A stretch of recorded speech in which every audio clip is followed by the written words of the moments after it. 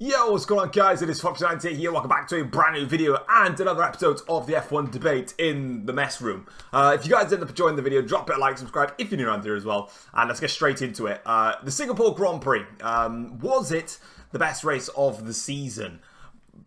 We'll leave that for now. But anyway, let's get started with the race weekend then. So, it didn't pan out at all how I expected. In fact, it panned out completely differently to how I expected, and I think how everybody expected it to be. So we came into the practice sessions with Ferrari on the pace, Mercedes, McLaren looking quite quick, and Red Bull was they were kind of there in FP1. I think they were like less than a tenth shy of Leclerc in FP1. Then FP2, they were something like 7 or 8 tenths down, and you're thinking, did they just not get a clean lap in? And you know, there's obviously more pace to come, and were they using lower engine modes? And there was so much talk about how Red Bull weren't actually, trying, basically.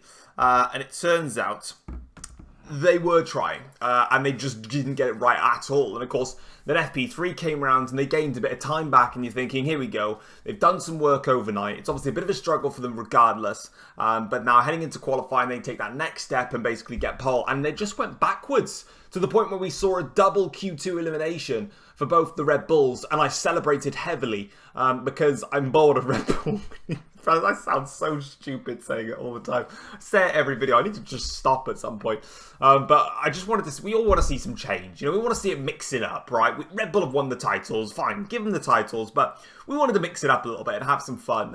And that's exactly what we saw. We saw a cracking qualifying session in the fight for pole. I don't think Norris probably got his lap correct. I think he got a bit messed up with his. Leclerc was off the pace compared to Sainz all weekend. Russell, again, I think there was a graph out somewhere that after the exit of the second DRS zone in the middle sector, during that right-hander, he was 3 tenths quicker, or 3 tenths up on Carlos Sainz, and then he lost it all down that straight. Of course, we know the Ferrari's quicker anyway, but it kind of just gives me the gist that not only did he lose it on the on that long new straight, and also obviously the final little complex, because I know it's a braking zone into the last corner, but it's very, very high speed anyway. And I'm just thinking somewhere in there, he's obviously lost a bit more time, maybe less committed on the curb, couldn't get on the throttle earlier. I'm not quite sure, but speaking of Russell and obviously his lap on that long new straight, of course we had the new layout for the Singapore Grand Prix circuit, getting rid of the 4 corners under the grandstand, bearing in mind it was a temporary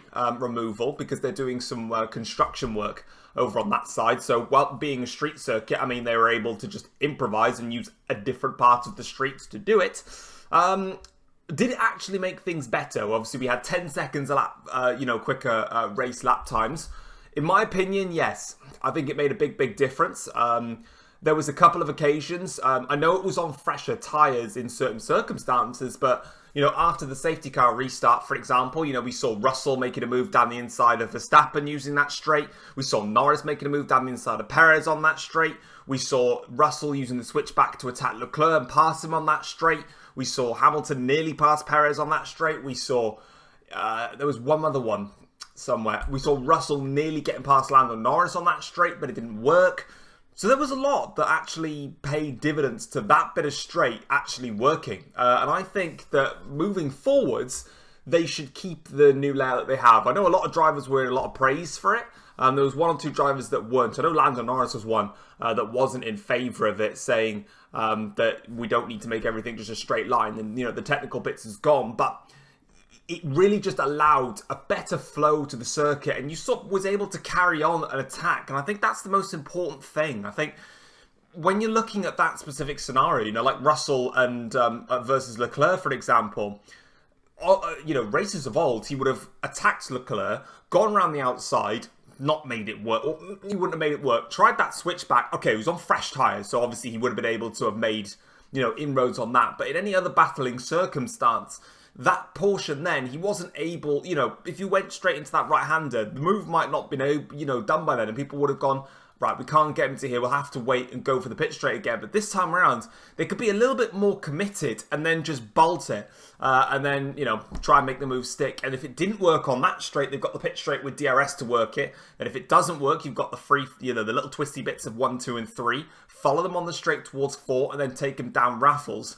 And then obviously you've got the, the long section then through the Padang grandstand and stuff where you can't make your passes to try and either close in, stay follow, and then you get your quick set sequences where you can go at it again. And it just felt like it flowed better, and that's just my opinion. Let me know though what you think in the comments section down below. Do you enjoy the new track layout, or do you think it was a complete waste of space? But I'll answer the question then. Was this the best race of the season? In my personal opinion, 100% yes. It was a fantastic Grand Prix from start to finish. It was an epic chess match between McLaren, Mercedes and Ferrari. We had 5 drivers all with an opportunity of winning that Grand Prix. Red Bull, and this is the thing, is you never have to, you can't take away anything from Red Bull and what they've done this season, the car they've built, the way that they've structured and organised to do what they've been doing. But to see Red Bull not in the picture and just see how close and entertaining, imagine those type of battles throughout the season. It would be, it'd just be insane. It'd be absolutely incredible. And yeah, I really, really enjoyed it. I think it was a fantastic race and the ending was top-notch, spectacular. So let's go through the teams then and see how I thought each team kind of went, really. Red Bull, obviously, like we were just discussing to start with, it was an awful weekend for Red Bull, their worst of the season, and it was pretty much due to the ride height of their car. I've seen a lot of people talking now about the technical directive, TD18, and I think it was TD39, that one of them has been reintroduced to stop with the flexi wings, especially on the front wing, rear wing, and the floor. And how that basically culminates around Red Bull. Now, everybody in the paddock, within and without a Red Bull, were basically saying this is not the case. It's not to do with the technical directives. It's just to do with the nature of the circuit. We basically need to see to Suzuka to see if there's anything that's gone wrong. Red Bull have always been running their cars super, super low, and all the other teams have had to raise their ride height of their car. They just can't run it at the lower window that Red Bull can. Obviously, on the bumps of Singapore, it's a different scenario, and Red Bull had to raise the ride height in order to try and compensate for the bumps on there. And obviously, it's to protect the planks because there's obviously a skid depth that you can only go to. And if you lose too much wear on the plank below, you get disqualified. Now, heading into the future races, could this potentially hurt Red Bull? 100%. There's a bit at the back of the plank where you could potentially use some clever flexi tricks around that area to keep the skid block a little bit cleaner, which means you could obviously run it a bit lower. But we're only going to really see in Suzuka. My personal opinion, I think Red Bull will be back on top again in Suzuka. I think Singapore was just a complete one-off. It reminded me very much of Mercedes-Benz during their dominant era. And when I say that, I mean, Singapore was never naturally their best circuit. I know 2014, I know they won there, but all their simulations showed that they'd taken a big drop in performance. 2015, they were nowhere near the pace. I think Red Bull and Ferrari were both quicker than them. Obviously, 2016, they had, again, a super dominant car, but only Rosberg won. I think Hamilton got a podium in P3, but Ricciardo was comfortably quicker. Obviously, 17 was a complete wild anomaly. I know they won, but again, that was complete, fluke, really, because Vettel, Verstappen, and Raikkonen all crashed into each other. 2018 was just a Lewis Hamilton masterclass. That was the driver outperforming the car and outperforming everyone and just going to another level that we've never seen before. 2019, obviously, again, I think Mercedes were probably the faster of the two, in that one. But again, they didn't have the track position, so Ferrari won it. I mean, I know I went there and, brag about it much.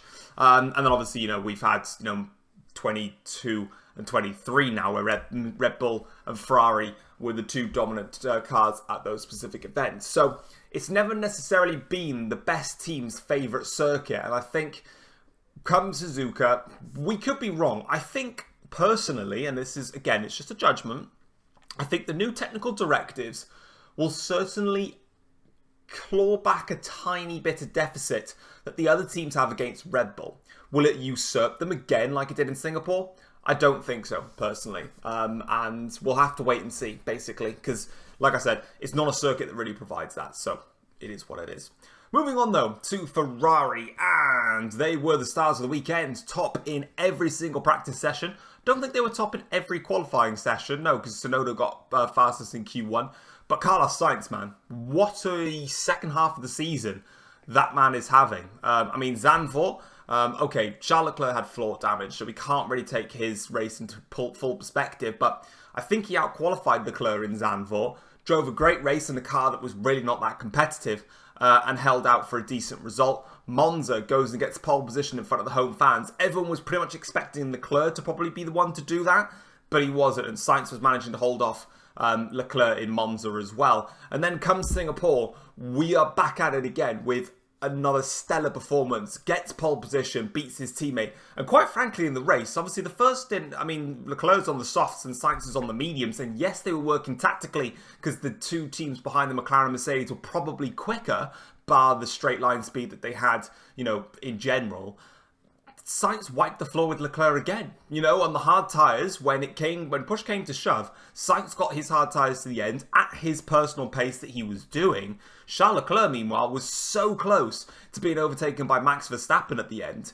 You know, I think at the end, the gap was like 30 plus seconds between Leclerc and Sainz at this point. Sainz has really taken a big old flip in performance, and it's good for him.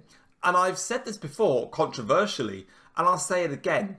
If you built a car, if you took two completely even cars, right, one that was built fully for Carlos Sainz's liking, one for Charles Leclerc's, you know, fully liked, you know, what's the word I'm trying to, for liking, you know what I mean, Sainz would be better as a team championship leader to fight you for a championship. Everyone puts their eggs in Charles Leclerc's basket. In my personal opinion, you put your eggs in Sainz's basket, you're more likely to be successful, because that was a man that was under pressure all race long, and he did not crack. There was so many times, even when the Mercedeses were catching up to them, when Norris was in DRS, when Russell was in DRS, when every circumstance, Sainz did everything spotlessly. And for me, I couldn't be too convinced that Charles Leclerc would be doing that. And if Leclerc was in that position and he won that Grand Prix, everybody, I feel, would be saying that's why Charles Leclerc is going to be a world champion at Ferrari one day.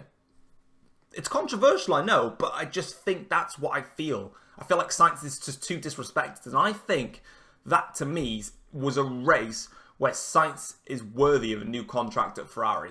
Big statement, big calls, but Sainz, for me, I know he's not always been on the pace of Leclerc, but I just feel like you've always been putting your eggs in Leclerc's basket, whereas this time, it's not so simple as just doing that. You need to look at what Sainz can do. And when Sainz is given a car where he can hook it up, the man hooks it up. And he's hooked it up again this weekend. Top credit from him.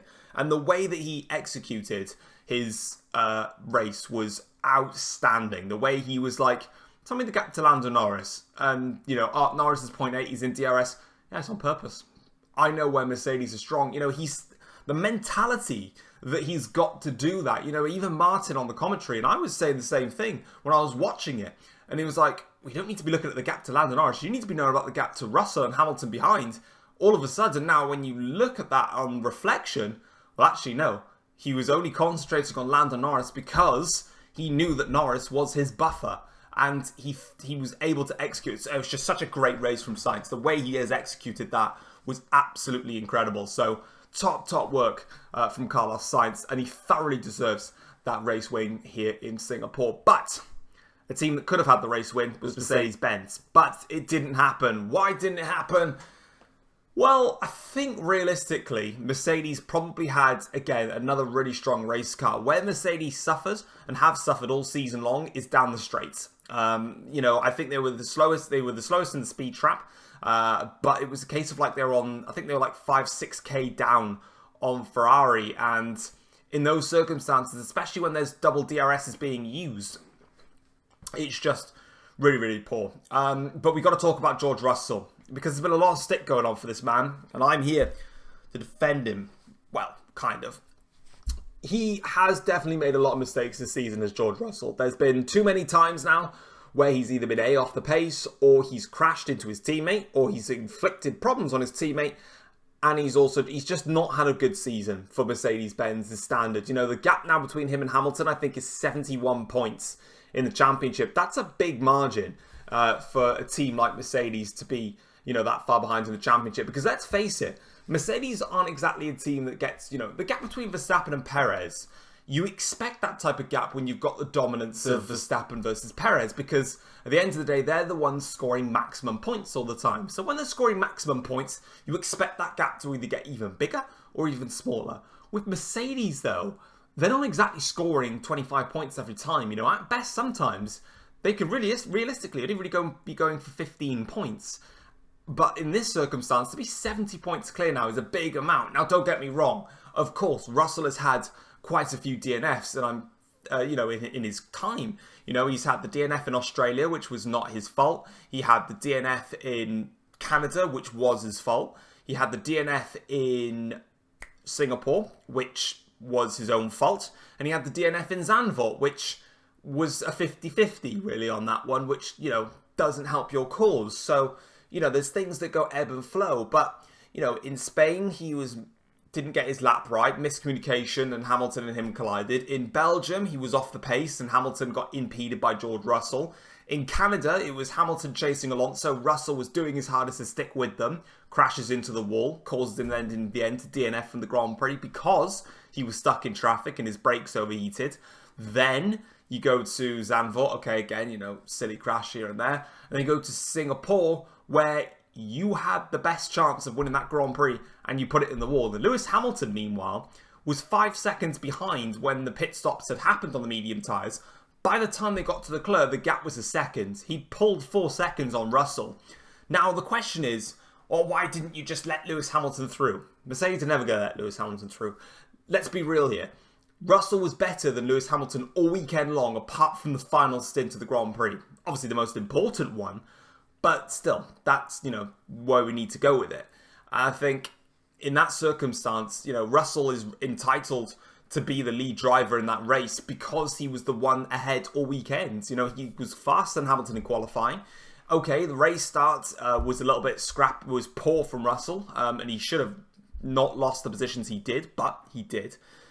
Then you've got to think to yourselves, right, in that final stint, the problem you've got is because when Mercedes pitted under that VSC, there was a very small window where they could actually attack the top two.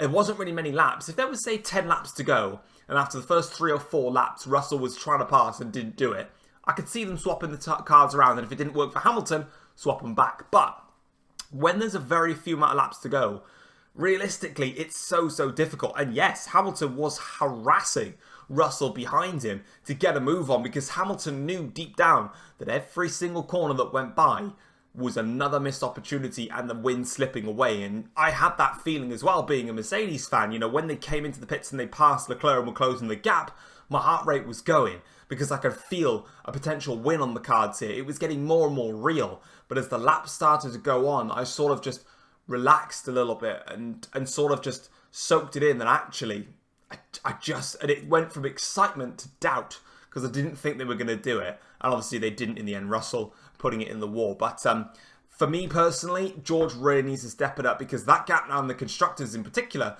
between Ferrari and Mercedes is something like 26 points. So it's getting close now in the fight for second in the championship. A team that's not getting close in the fight for second in the championship is Aston Martin. A disastrous weekend all round for them. Lance Stroll with a very heavy crash in Q1. First things first, obviously, really glad to see him out of the car and okay. Secondly, hopefully he's out of the car permanently because he's just a waste of time. Honestly, he's just such a poor racing driver. And I find it so difficult that when your father is the owner of a Formula 1 team, that the team principal can't really say what they want to say. Like Mike Crack coming out and saying, oh, you could see that how committed he was in the last corner. No, I mean, 2 corners back, you know, the final chicane before that high-speed left-hander, the guy's back end is all over the place. He's oversteering and understeering, has no control over it. He's clipped the curb on the inside way too much. He's gone onto the curb on the outside way too much. Lost control of the car, smashed into the wall, put at least $1 million, which is a massive amount of damage on that car, which kills your cost cap. And then he can't even race the next day, which, alright, I get it. Look, if he's not fit enough to race, he's not fit enough to race. But all of a sudden now, you're fighting so hard for second in the championship, and you've lost it. And this was a weekend I thought Aston Martin would really propel themselves forwards. But moving forward, I'm actually going to have to very much relay my thoughts on Aston Martin. They've dropped off the ball heavily. They started the season with such a good car, and it's just gone completely wrong for them very, very quickly. Alonso as well had an awful race. Took him ages to get past Sergio Perez. Ocon, I think it was Ocon or Gasly. It was Ocon. Breezed past Alonso as well as Perez. Then Alonso has a really poor pit stop, not his own fault. Then he locks up and goes off the track, and then it's no points for Aston Martin. I don't think they're going to get second in the championship anymore. I don't think McLaren have got enough to pull the gap back to Aston Martin for fourth in the championship, but I just don't see them getting any more than what they've done. Don't get me wrong, they've had a great season, but if you just had two drivers that were at a good level, like Alonso, not Stroll, then they'd still be second in the championship. And I think that would just allow you to just try and push on a bit more and maybe do a little bit more work to refine that. But the problem is they've been outdeveloped by a Mercedes and a Ferrari and a McLaren. And this is where it gets a bit more embarrassing, in my opinion. Aston Martin rocked up with a perfect platform. All you can see them doing is going upwards. But they haven't. They've been going sideways, or a bit up and a bit sideways. Mercedes and McLaren rocked up with the wrong philosophy. They've sort of not really been going forwards or backwards to start with. Then they got their philosophy and they've just shot upwards. Mercedes and Ferrari rocked up with two completely horrific concepts that just don't work. They've changed their concepts slightly to go down a new path, and they're both constricted in some form of way. You know, Ferrari will be going for a completely different car, and the way that their side pod has been developed, it would take so much to rechange that into something brand new. And Mercedes are completely hampered by a concept where if they actually want to go down the route they want to go to, they'd have to put a whole new chassis in. You know, their side pod is complete. You know, everything about the Mercedes is so built up of just leftover Lego. And Aston Martin can't cope with that. And that just shows where the team is at. They've got a long, long way to go if they're going to be challenging Mercedes and Ferrari, in my opinion. Moving on then, we go to McLaren. And for them, it was a solid weekend. Yet again, a really good weekend. Great recovery from Oscar Piastri. As I'm recording this video, today is the day that it's been announced that he'll be staying with the team until 2026, which in my opinion is thoroughly deserved. He's been outstanding in his rookie season, pretty much even with Lando Norris, which is a big feat to achieve, because Norris is a brilliant driver, and he deserves that contract. He was unlucky in qualifying because of the Stroll incident and not be able to get through into the next part of quali and see what he could do. But the fact is that he recovered 10 plus places and got into the points. It's a faultless drive from Piastri, and Norris did exactly what he needed to do. We knew the McLaren would be competitive. They put 9 upgrades on that car. It's basically a C spec. I don't know, it's probably a Z spec at this point. But he did a great job with it. He wasn't as quick as the Ferrari or the Mercedes, I don't think. But I think because Sainz was pacing himself, it meant that Norris was just able to be within that group. I think Sainz had him covered when he needed to. And I think that's kind of the most important thing in all of that. Alpine, it was a disappointing weekend for Alpine yet again. Inconsistencies with reliability cost Ocon, who's having a great performance. And Gasly was obviously a bit further down, but he was trying to fight his way back up the order. And he actually mentioned something, and this is going to put me on to my next point later on after all this when we go through the incident section of the video. He was very much calling out the FIA, basically stating that their rules are not black and white for specific incidences. And I completely agree with him on that. Stick to that point though, because I'll go through the teams. Haas had a great weekend. Hülkenberg and Magnussen were excellent in qualifying. They just obviously couldn't really execute it too well in the race. I think they got 1 point. I think it was Magnussen, I think, that got the point. But yeah, they could have done they couldn't really have done any more than they did. They don't have a good race car. They've got a good qualifying car, but yeah, they don't have the great race car. AlphaTauri, well, I mean, Tsunoda didn't have the great... Well, he had an awful weekend, actually. He looked quite competitive. I mean, Q1, top of the table, fantastic. Q2 got held up by Max Verstappen. Again, that's not going to be the incident section of the video, because I tend to do the incidents from the race itself, and I'm thinking about that. How the hell did Max Verstappen not get a penalty for impeding Yuki Tsunoda? And I really hope it wasn't due to, like everybody's saying, I really hope it wasn't due to the fact that he was part of the because it was a Red Bull driver impeding an AlphaTauri driver, that Red Bull was basically saying to AlphaTauri, don't you try and, screw our man over. I really, really hope it wasn't that, because then to me that's just sporting corruption at its finest. But honestly, those type of rules, it's just not black and white. Like Verstappen, all right, the pit lane one was, if they get, I'll start with it actually, because it literally goes from no, for me, a clear-cut no penalty to you could go either way, and a clear-cut penalty. So the Logan Sargent one, for me, that's not a penalty. There's everybody's all slow in that section. That's for the FIA to review for further, events. The pit lane one, they say that you're not meant to either drive unnecessarily slowly or stop in the pit lane, but it's a very grey area. I've never seen anybody get penalised for things like that. It just looked a bit weird. So you could kind of go either way with it. I wouldn't really complain if you was given a penalty, because we probably would have learnt more on why, because it's never been done before, or the other way around. But the Tsunoda incident, it's black and white. Like, he's literally on the racing line. Tsunoda's backed out, lost his lap, and it's not a penalty, but it's a reprimand. So you've said that he's done wrong. You've said that he's impeded him, but it's not a penalty. I'm sorry, has anybody ever else had that before? Because I haven't seen it. I thought it was stupid. But yeah, but a great weekend though for Liam Lawson. He's been outstanding since he's come into the AlphaTauri team in place of Daniel Ricciardo at short notice. And he's not had easy races to get his feet in either. He had Zandvoort, which was an absolute wild fest of just crazy weather, basically just all of that, and he only had like one FP session in the first place and was still learning how to drive the car in the race. Monza's a little bit more simple in the fact of it's a high-speed circuit, but then you go to Singapore, and Singapore is probably one of the toughest circuits on the calendar, and he performed beautifully. So fair play to Lawson. It doesn't look like he's going to get a contract for next year, but definitely for 2025 he needs to be on the grid. He should be on the grid next year, really, in place of Tsunoda. I don't think Tsunoda's good enough, really, but there has been a tradition with Red Bull of bringing a driver too early.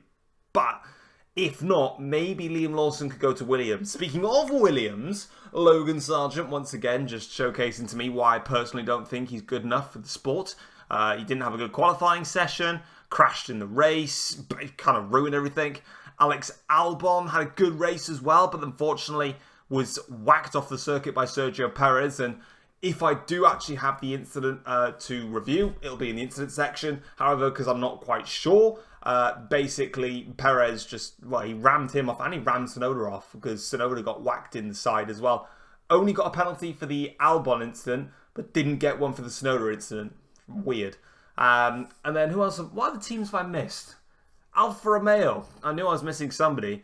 I don't really see much of Alfa Romeo this weekend. Kind of a quiet one for them. I know they bought some upgrades to the floor, but I didn't really see too much from them, so I can't really judge them that effectively. But I think that's pretty much every team now that we've run through. We've run through, obviously, qualifying, the race, the teams and how they've done. So what we're going to do now is going to go through some of the incidents that happened during the race weekend, get those analysed, give you my thoughts on them, and then we'll look forward to the Japanese Grand Prix. Alright, we're here at the incidents panel where, as I tend to do, I grab whatever incidents have been showcased live from the YouTube channels of Formula 1, and we go through them here. So, the first things first, I want to look at the incident that occurred at the start of the race when Lewis Hamilton gained a long-lasting advantage and how he was told to let George Russell and Lando Norris back through.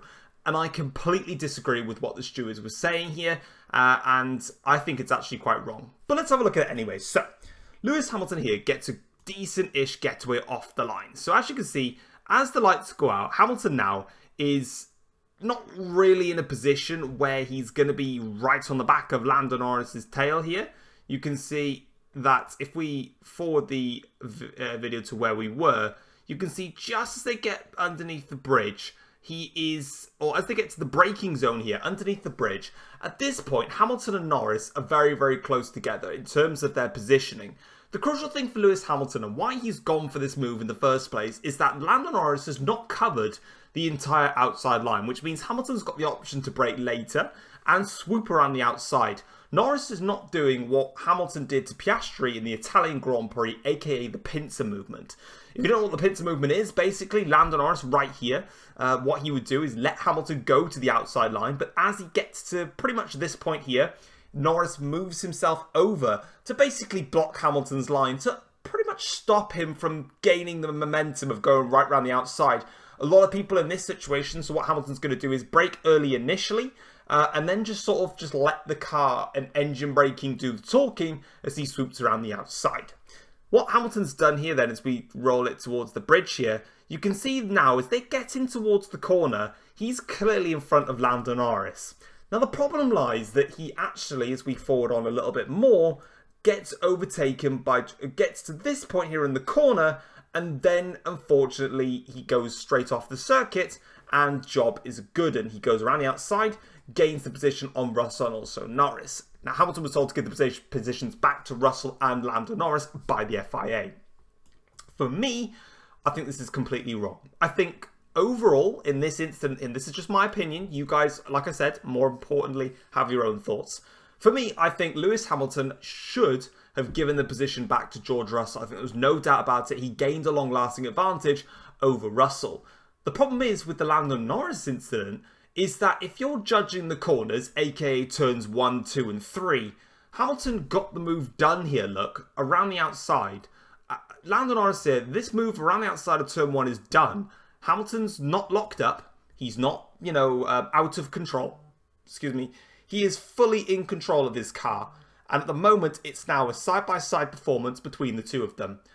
And it's only then as Hamilton realises that he's not further alongside Russell that he then decides to breeze off the circuit and go through and, basically take the position. What Hamilton could have done to maybe make this a little bit more realistic to show he was in control and didn't brake too late is try and hold it against Russell and then sort of weave out in a bit more of an aggressive manner to show that he was forced wide.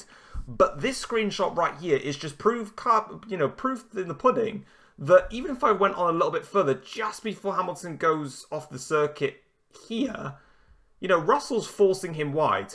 Lewis at this point is never making that corner. Not even if he was under full control, even if he wasn't speeding at, 400 miles an hour, no matter what, in a side-by-side battle, if this was just the two of them, no one else around with DRS or whatever, Hamilton would have gone off that road anyway, because Russell's just not giving him the space. Granted, he doesn't have the right to it necessarily because he's not too far alongside, but to me, why does he need to let Lando Norris back through when Russell's the one that he's fighting and Norris he's overtaking cleanly? Again, looking at it from Hamilton's on board now, as the lights go out here, you can see that, again, it's a decent start. And as they get to the braking point around about now, 100-meter board, again, Norris has not activated pincer movement. So as we scroll along, Hamilton right now, yeah, fair enough. He's completely outbroken Lando Norris. He's coming at this turn 1 with speed. But guess what? Everybody's on the inside line. And the thing is during the 2017 Singapore Grand Prix, Hamilton swooped right round the outside of everybody, if you remember, starting from 5th, and then got himself up to 2nd. It's the best way to get round the turn 1 or 2 in Singapore. We're now in towards turn 1, and right here now, the move on Lando Norris is done. It's complete, it's under control, there's zero lockups whatsoever. Hamilton's done his job. He's then gone off wide here because, as you can see, Russell is not leaving him the space. Now, I know what you're saying. Well, hang on a minute, Tom. You're a bit deluded here, being a Hamilton fan. There's all this track here. But if you look at the trajectory of how the corner goes, it's not a case of, yeah, congrats, Lewis is on a piece of tarmac here. But where Lewis is, in this circumstance of play, you don't want to be here. You want to be where Russell is, basically, and he's not. So then he goes off the track and, in quotes, gains a lasting advantage. Should he have given the position back to George Russell? 100%. In my opinion, should he have had to give the position back to Lando Norris? Not in my opinion. I thought that was wrong from the stewards. And the next incident then is also referring to Lewis Hamilton. And again, it is another black and white one where in this circumstance, I was really confused on why Hamilton didn't get penalised for this. So, they're making the run now down towards Raffles Boulevard. Here they go. Lewis Hamilton on the outside of Sergio Perez. They go down the inside here in towards the right-hander. And Hamilton goes off the track and completes the overtake. This is another one where, yeah, I agree with Gasly here. It's not black or white. That's a 5-second penalty and the gaining and overtaking off the circuit and gaining a lasting advantage from it, in my opinion. I don't understand how it's not. I mean, we go into the corner right now. We'll scroll it back. we're going into this corner at high speed. Hamilton's on the outside line here. He's overtaken Sergio Perez at this point. Move is secure. You can even see the board flipping there. But as we go into the corner, the only thing that I can't see, and I don't even think it was there any contact between the two tyres on this side? It's so hard to see, but I couldn't see anything as they go through. My only judgment here is that because Hamilton and Perez at this point here,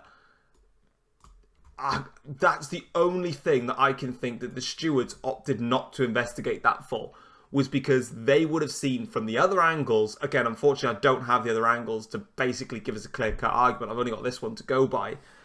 That's the only thing I can think of is, has Perez clipped the curb here and basically whacked Hamilton? Because here is when, after the little whack there, then Hamilton gets the tank slapper and then he goes off the circuit. In terms of does he keep all four wheels off the track, right there you can see that all four wheels are not on the racing circuit. So at this point here, he's off track.